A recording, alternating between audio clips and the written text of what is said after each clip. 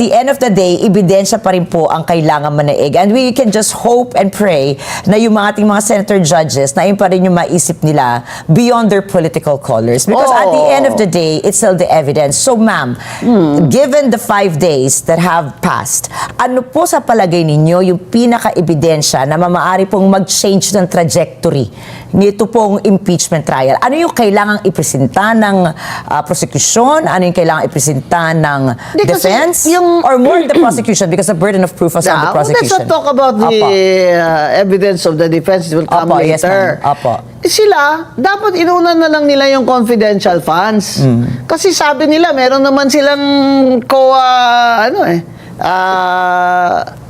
what do you call this? Memorandum that says na hindi na totally na-liquidate properly. Pero kasi ang weakness naman dyan is that is under appeal.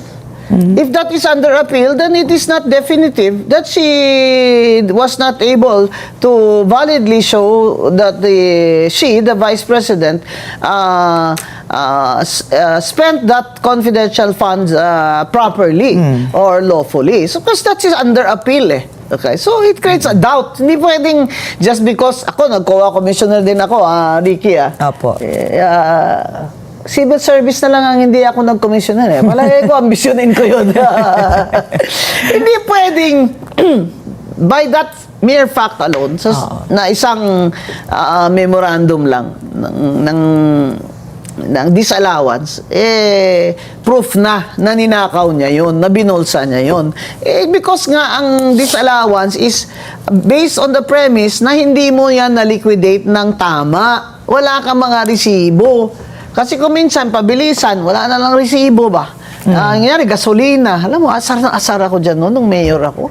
Yung pati taxi ko dito sa Manila, kailangan papirmahin ko yung taxi driver ng yellow na voucher na yan. Hindi naman naintindihan ng driver. Ano ba yan? Mabuti, pumipirma pa rin po. Pumipirma naman. Lalagyan ko pang driver's license kasi kailangan ko mag-liquidate di ba? Kahit mayor ako Pero mga ganyan ba? Na itong mga congressman naman, yung mga allowance sa Manila, wala namang resibo. Pipirma lang sila ng certification na ginastos nila yan. Tinatanggap naman ng COA na that is validly, what do you call this, spent.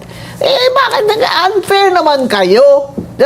Unfair naman kayo. Dapat dyan yung mga congressman, mag-liquidate din kayo ng tama, kagaya ng ibang public official. Hindi naman kayo exempted dyan sa mga COA rules. Ayan, wala dapat yun, kasi graft and corruption yun, ground na yun.